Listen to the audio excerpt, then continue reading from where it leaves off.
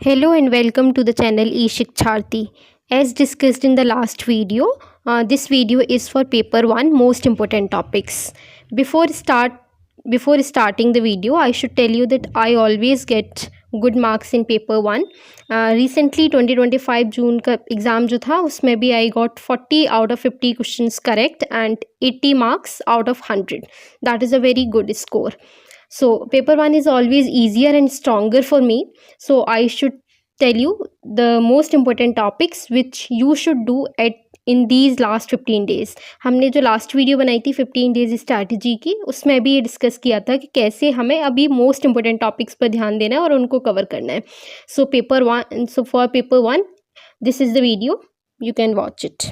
So we will discuss all 10 units.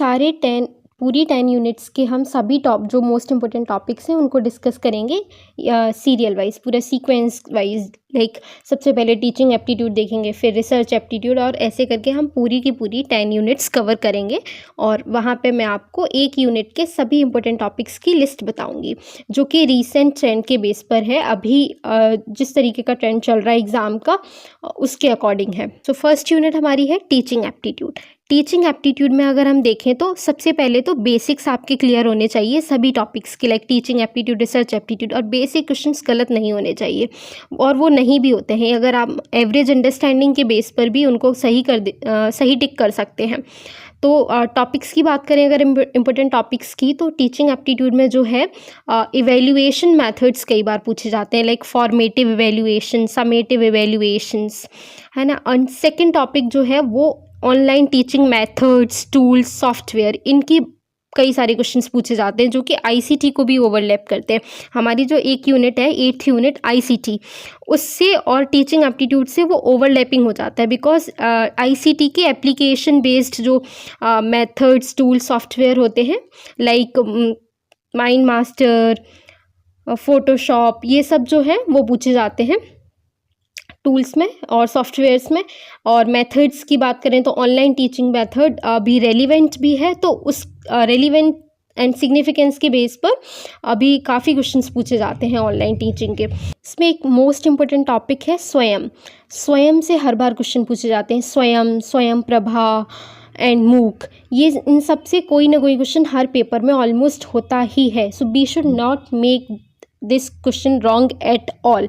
देखो इसके बारे में सबसे पहले पूछा क्या जाता है, कई बार ये पूछा जाता है कि इसके नेशनल कोऑर्डिनेटर्स कितने हैं, कौन कौन हैं, 3 प्रिंसिपल्स क्या हैं स्वयं के, जैसे कि एक्सेस, इक्विटी एंड क्वालिटी है. इसके 4 क्वाड्रेंट्स कौन कौन से हैं, and when was it launched, how is it going on, और हु हैज़ लॉन्च्ड दिस, या फुल फॉर्म क्या है स्वयं की, स्वयं प्रभा की, मूक की. ये सारी चीज़ें जो हैं वो बहुत इंपॉर्टेंट हैं और हर बार यहाँ से क्वेश्चन आते ही हैं. So you have to make sure कि ये क्वेश्चन आपके गलत नहीं होने चाहिए, बिकॉज ये किसी के भी, शायद अगर किसी ने थोड़ी सी भी ठीक से पढ़ाई करी है तो उसके गलत नहीं होंगे. So this was for first unit teaching aptitude. Next unit हमारी जो है रिसर्च एप्टीट्यूड. अगेन रिसर्च में हमारे स्टेप्स क्लियर होने चाहिए हमारे, कि फर्स्ट स्टेप क्या होता है रिसर्च का, first to last steps research के पता होने चाहिए. एंड देन इसमें फॉर्मेट एंड स्टाइल्स राइटिंग की बहुत इंपॉर्टेंट है जो हर बार पूछी जाती है, like APA style, MLA style, AMA style. So we should know कि इन स्टाइल्स में क्या क्या डिफरेंसेस हैं और कौन सी स्टाइल के क्या फीचर्स हैं, क्या कैरेक्टरिस्टिक्स हैं, हमें बिल्कुल क्लियर होने चाहिए माइंड में, so that we do not make any question wrong from these topics. And next unit है comprehension. Comprehension is not at all difficult. अगर हम बेसिक रीडिंग अच्छे से करके और केयरफुली अगर क्वेश्चंस को सॉल्व करने की कोशिश करेंगे तो बिल्कुल भी गलत नहीं होंगे, बिकॉज कॉम्प्रिहेंशन ईजी ही आता है फर्स्ट पेपर में. Comprehension is not at all difficult कि कोई ऐसी. And our next unit is communication. Communication में we should know the meaning of word communication, कहाँ से लिया गया है ये वर्ड, प्रोसेस क्या रहती है कम्युनिकेशन की, from sender to receiver, and 7 C's एक कॉन्सेप्ट है यहाँ का, ये 7 C's को जो डिस्कस करते हैं कम्युनिकेशन से रिलेटेड, वो सारी हमें पता होनी चाहिए, उन सब की फुल फॉर्म्स। और मास मीडिया स्पेशली कम्युनिकेशन में पूछा जाता है, जो कि अब थोड़ा सा अनप्रिडिक्टेबल हो गया है, because last time in June 2025 exam there were many questions related to movies, so this is quite unpredictable, but we can not tackle that part, because हमें एक एवरेज और बेसिक स्टडीज़ पे फोकस करना चाहिए। ऐसी इस तरीके के अनप्रिडिक्टेबल क्वेश्चंस कई बार आ जाते हैं, but they do not decide the cut off actually. So this was for communication and our next unit is maths, and most of you are afraid of this लेकिन ऐसा नहीं होना चाहिए, बिकॉज मैथ्स इतना भी डिफ़िकल्ट नहीं है that you should be afraid of this. हाँ ठीक है, डिफ़िकल्ट लगता है, but we should make practice जहाँ पे हम जो UGC नेट के फर्स्ट पेपर के क्वेश्चन हैं वो हम कर सकें। देखो, इसमें मैं आपको इम्पोर्टेंट चैप्टर्स बताती हूँ, या फिर टॉपिक समझ लीजिए, कुछ भी मान लीजिए। 5 या 4 इम्पोर्टेंट पार्ट्स में उसको आप डिवाइड कर सकते हैं। जैसे कि मैं सबसे पहले बताती हूँ, first time and distance. Time and distance में ही बोट एंड स्ट्रीम कवर कर लीजिए आप, और इसी में ही ट्रेन वाले जो क्वेश्चन होते हैं वो टाइम एंड डिस्टेंस के ही होते हैं। तो इस तरह के क्वेश्चन जो पूछे जाते हैं time and distance, boat and stream या ट्रेन से रिलेटेड, तो आप इसको पूरी एक यूनिट या चैप्टर समझ लीजिए, इसके बेसिक्स कर लीजिए। And then ratio and proportion, जो कि काफ़ी पूछा जाता है, रेशियो के क्वेश्चन भी। और कई बार हमारे जो DI के क्वेश्चंस होते हैं, डेटा इंटरप्रिटेशन के, वो क्वेश्चंस का जो सॉल्यूशन हमें करना होता है वो इन्हीं सब कॉन्सेप्ट से होता है। तो DI is not something which is very different, just एक डेटा गिवन है जो कि थोड़ा सा कॉम्प्लेक्स होता है। आजकल पूछने लगे UGC नेट में, कॉम्प्लेक्स डेटा देते हैं DI का, और उनका जो सोल्यूशन होता है क्वेश्चंस का वो मैथ्स के इन्हीं कॉन्सेप्ट पे बेस्ड होता है। तो मैंने आपको बताया टाइम एंड डिस्टेंस, उसके साथ साथ boat and stream and train, और उसके नेक्स्ट है unit ratio, and third the most important one percentage. और परसेंटेज में ही परसेंटेज के एप्लीकेशंस जो होते हैं, like profit and loss, CI and SI, discount, ये कवर कर लीजिए। This unit is also very important, क्योंकि यहाँ के भी क्वेश्चंस DI में बहुत हेल्प करते हैं, या यहाँ की भी जो प्रैक्टिस है आपकी वो DI में बहुत ज़्यादा हेल्प करती है। ठीक है, नेक्स्ट जो है एवरेज के क्वेश्चंस भी फ्रीक्वेंटली पूछे जाते हैं। So these were some topics or some chapters for maths which are very very important actually, and you should make good practice of them, ताकि आपके क्वेश्चंस गलत ना हो। बिकॉज मैथ्स एक ऐसा ऑब्जेक्टिव सब्जेक्ट है जहाँ पे सब्जेक्टिविटी नहीं होती है, जहाँ पे आप क्वेश्चंस अगर सही करेंगे तो वो सही होने के चांस 100% रहते हैं। And if you are afraid of this, you can tell me in the comments. मैं मैथ्स के इन टॉपिक्स की सीरीज़ करा सकती हूँ फॉर 10 days एटलीस्ट। PYQs के बेस पर मैं एक सीरीज़ पूरी चलाऊँगी, जिसमें आप like 5 to 10 PYQs per day करें, और इन जो चैप्टर्स का या मैथ्स का अगर आपको डर है तो वो आपका चला जाए, और आप मैथ्स के क्वेश्चन सही कर सकें। Because maths is always my favourite and strong area. I never made any question of maths wrong in UGC NET exam और any other exam also. And next unit is LR, logical reasoning. यहाँ पे कुछ questions पूछे जाते हैं, आपने देखा होगा अगर आपने PYQs थोड़े से भी ठीक से देखे हैं, like some pen are pencils and some pencils are pen, no pen is pencil, all pen are pencils. इस तरीके के जो क्वेश्चंस होते हैं इनको हम वेन डायग्राम की हेल्प से सॉल्व कर सकते हैं, और डिफ़िकल्ट नहीं होते हैं, you can do them correct. तो सबसे इम्पोर्टेंट टॉपिक ये है। और इसके बाद कोडिंग डिकोडिंग को आप देख सकते हैं, वो भी डिफ़िकल्ट नहीं आती है, you can do it well अगर आप थोड़ी सी भी प्रैक्टिस करेंगे तो। And then fallacies is one of the most important topic for paper 1, और आप श्योर हो सकते हैं कि हर पेपर में किसी भी सब्जेक्ट का, यानी कि कोई पेपर दे रहा हो किसी भी शिफ्ट में, एक क्वेश्चन फैलिसी का आना ऑलमोस्ट कंपलसरी है, यूजुअली पूछा जाता है फैलिसीज। और कई बार ये बहुत कन्फ्यूजिंग होता है, कई बार क्या ऑलमोस्ट ये कन्फ्यूजिंग होता ही है हर बार। After reading and after studying a lot बहुत चांसेस होते हैं कि फैलिसीज इतनी कंफ्यूजिंग है कि गलत हो जाती हैं।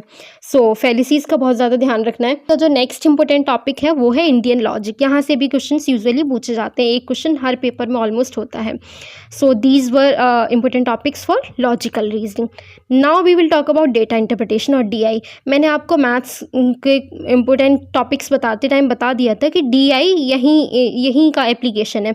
तो जो हमने time and distance, ratio, percentage, average देखा या पढ़ा मैथ्स में, वो हमें DI में हेल्प करेगा। DI is not something out of the box, कुछ अलग से नहीं आ गया है। DI वही है जो मैथ्स के बाकी कॉन्सेप्ट हैं उन्हीं का एप्लीकेशन है, उन्हीं को सॉल्व करना है आपको। बस एक कॉम्प्लेक्स सा डेटा दिया होता है जिसको आपको सॉल्व करना होता है।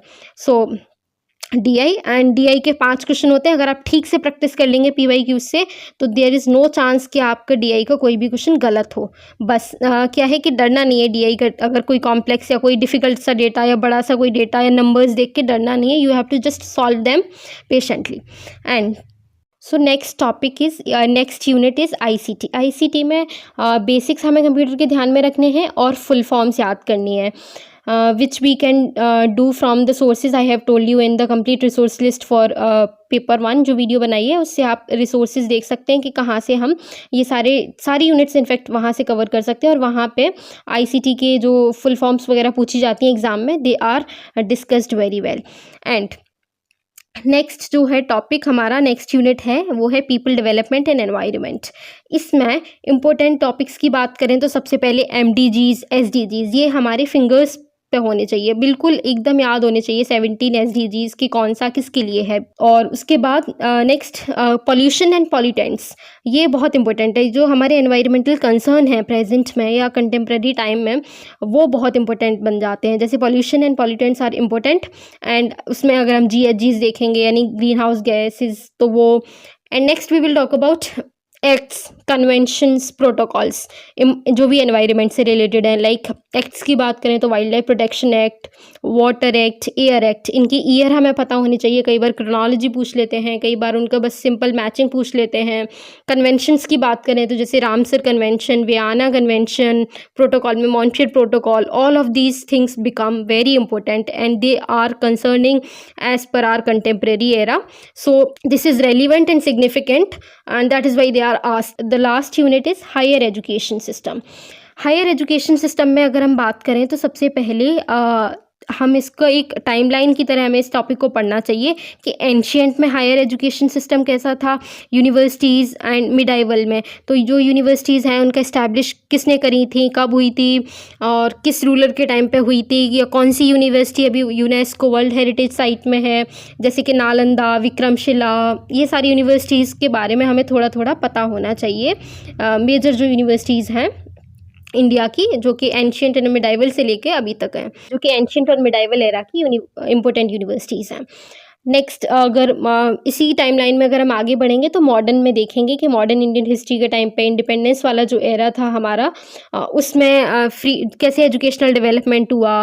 Like Wood's dispatch, Hunter commission, university commission, Sadler commission, इनके ईयर्स पता होने चाहिए, इनकी क्रोनोलॉजी पता होनी चाहिए, और ये सारे कमीशंस किस वॉइसराय या गवर्नर जनरल ने करे। We should know all of these things about educational development in Indian. And इसी क्रोनोलॉजी में, इसी टाइम पीरियड में आगे बढ़ेंगे तो पोस्ट इंडिपेंडेंस की बात करें तो राधा कृष्णन कमीशन, कोठारी कमीशन, और लेटेस्ट हमें NEP 2020 तक पढ़ना है basics. And next skill based educational developments जो भी हो रहे हैं कंटेम्प्रेरी टाइम में, वो देख सकते हैं हम। और अगेन जो हायर एजुकेशन सिस्टम में भी ICT tools like mind master, x mind, इस तरह के टूल्स जो यूज़ होते हैं, you can read about them. So these were the most important topics for paper 1. I hope that you find this video helpful. मुझे तो ये सारे topics ने बहुत help करी है marks को maximize करने में, and you can also maximize your marks by covering all of these topics very well. So thank you, and you can also tell me in the comments कि next मुझे किस topic पे video बनानी है, या फिर जैसे मैंने आपको बताया कि आप मुझे सजेस्ट कर सकते हैं कि मैथ्स के जो important chapters या topics हैं उनकी सीरीज़ के थ्रू मैं वो टॉपिक्स आपको कंप्लीट करा दूँ, because that is my strong area. If it is helpful for you then I will be more than happy to do it. Thank you and see you soon in the next video.